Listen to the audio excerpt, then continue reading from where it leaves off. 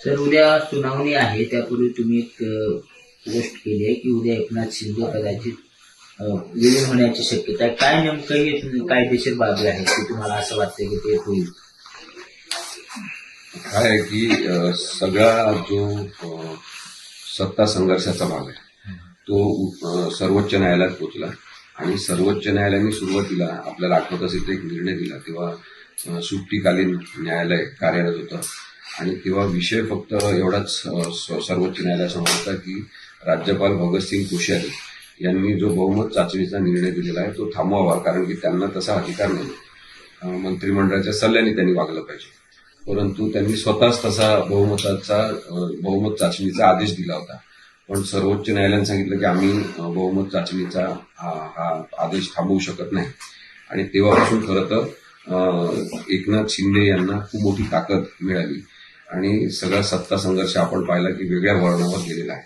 आता सध्या सर्वोच्च न्यायालयामध्ये सातत्याने तारखा होत असलेला जो विषय आहे ज्याच्यामध्ये शिवसेना हे नाव आणि पक्षचिन्ह जे निवडणूक आयोगाने एकनाथ शिंदे यांना दिलं तो निर्णय योग्य आहे का या संदर्भातला वाद सर्वोच्च न्यायालयामध्ये आहे.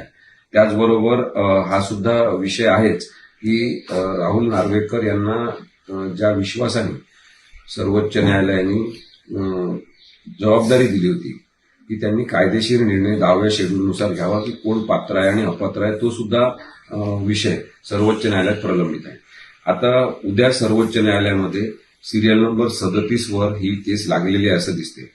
पक्षचिन्ह आणि शिवसेना हे नावाबद्दलचा निर्णय यावर सगळी चर्चा झाली पाहिजे, परंतु 37 नंबरला केस लागलेली असल्यामुळे ही केस 4 वाजेपर्यंत पोहोचण्याची शक्यता खूप कमी आहे, कारण की इतर काही केसेसमध्ये काही काळ लागणार आहे, विलंब लागणार आहे आणि त्यामुळे त्या कालावधीमध्ये ती केस लागणार नाही असं दिसते. आणि जर ती केस लागली तर आता लोकांना वाटते की जर तरची भाषा बोलता, पण आपण जर तरचीच बोलणार, कारण ही अनिश्चितता जी आहे सत्ता संघर्षाच्या विषयाबद्दलची ती सर्वोच्च न्यायालयामध्ये तारखा झाल्यामुळे निर्माण झालेली आहे. त्यामुळे जर तर शिवाय आपल्याला बोलता येत नाही. तर जर ही तारीख उद्या लागली तर सर्वोच्च न्यायालयाने आधी सांगितल्याप्रमाणे त्याच्यावरची सुनावणी घेण्यात येईल. त्यांनी स्पष्टपणे विचारलं होतं की तुम्हाला आर्ग्युमेंटला किती वेळ लागेल, तेव्हा उद्धव ठाकरे यांच्यातर्फे कपिल सिब्बल सरांनी हे सांगितलं होतं की आम्हाला 2 तासाचा कालावधी लागेल. तर मग विरुद्ध पार्टीच्या लोकांनी सांगितलं की आम्हाला 3-4 तास लागतील. तर ते सर्वोच्च न्यायालयाने सांगितलं की ठीक आहे, त्या दिवशी सुनावणी पूर्ण झाली नाही तर आपण दुसऱ्या दिवशी घेऊ. पण आज जर सुनावणीसाठी हे प्रकरण लागलंच नाही, म्हणजे रीच झालं नाही, तर मग पुढची तारीख येईल आणि ते दुर्दैव असेल असं मला वाटते. पण जर सुनावणी झाली तर निर्णय नक्कीच उद्धव ठाकरे यांच्या बाजूनी होण्याची शक्यता ही जास्त आहे. म्हणजे माझ्या कायदेशीर समजेनुसार ती शक्यता संविधानिक सगळे आपण निर्णय पाहिले, याच्या आधीचे संविधानिक तरतूद पाहिली, 10व्या परिशिष्टाचा अर्थ पाहिला, निवडणूक आयोगाचे जर आपण अधिकार काय आहे ते जर आपण तपासले तर उद्धव ठाकरे यांच्या बाजूनेच निकाल लागून शिवसेना हे नाव आणि पक्षचिन्ह हे परत उद्धव बाळासाहेब ठाकरे यांच्याकडे येऊ शकते आणि तशा वेळेस मग एकनाथ शिंदे हे अनाथ होतील, कारण की त्यांच्याकडे पक्ष राहणार नाही. मग पक्ष त्यांच्याजवळ नाही का असा आपण जर प्रश्न विचारला तर तसं नाहीये. त्यांच्या आत्ताच्या पक्षाची ओळख ही अमित शहांचा महाराष्ट्रातील पक्ष अशीच आहे. त्यामुळे अमित शहा त्यांना भाजपमध्ये सामावून घेतील. भाजपमध्ये जर ते जाणार असतील तर त्यावेळेस मग परत असा प्रश्न येणार की सगळेजण भाजपमध्ये जाणार का, तर एकनाथ शिंदे यांच्यासोबत निवडून गेलेले अनेक जण सुद्धा भाजपमध्ये जाण्यासाठी इच्छुक नसणार आहेत, ही वस्तुस्थिती आहे. आता महानगरपालिकांचा विचार करायचा तर त्यातले अनेक जण हे त्यांच्या मूळ शिवसेनेमध्ये म्हणजे स्वगृही उद्धव बाळासाहेब ठाकरे यांच्याकडे परत येऊ शकतात आणि असं जर झालं तर मुंबई महानगरपालिकेचा महापौर कोण असेल पासून तर सगळे राजकीय गणितं बदलू शकतात. या शक्यता वारंवार मी व्यक्त केल्या, कारण की जर निर्णय दिला तरची ही गोष्ट आहे आणि बऱ्याच जणांना असं वाटते, ते फेसबुकवर लिहितात, ट्विटरवर लिहितात, मी काही पण लिहिलं तर त्याच्यावर प्रतिक्रिया देतात की काही होणार नाही, सुप्रीम कोर्टात काही होत नाही.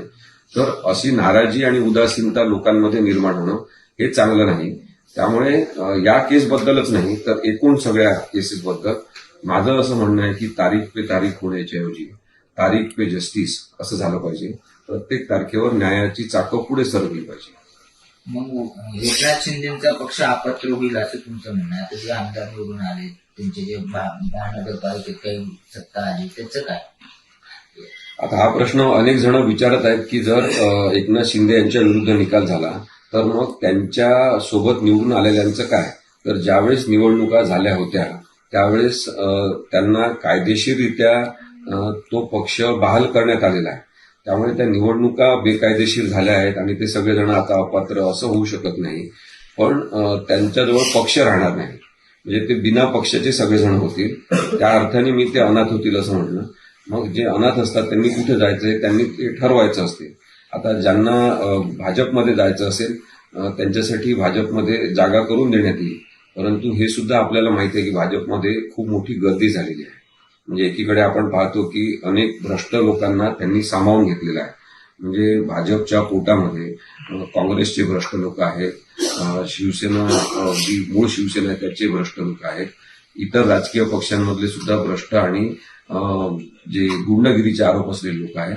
तर एवढं सगळं आपल्या पोटात घेऊन भाजप आता महाराष्ट्रामध्ये जगत आहे. तर हे जंक फूड आहे एक प्रकारचं आणि त्याच्यामुळे अपचन होऊ शकते. अपचन झालं की पोट फुगते आणि तशा पद्धतीने भाजपची सुद्धा राजकीय स्वरूपाचे अनेक गुंतागुंतीचे प्रश्न तयार होऊ शकतात.